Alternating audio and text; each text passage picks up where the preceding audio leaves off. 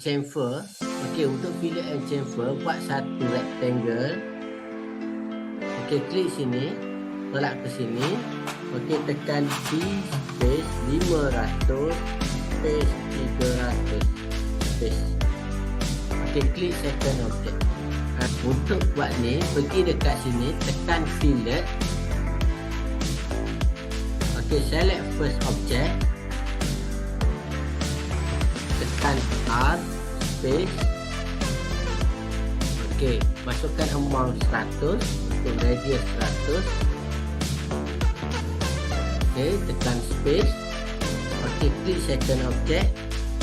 Tekan dekat sini. Okey, untuk chamfer pula, okey, pergi dekat sini. Tekan chamfer.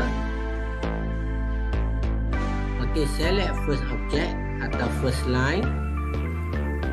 Tekan D space. Okey, 200 space 300 space.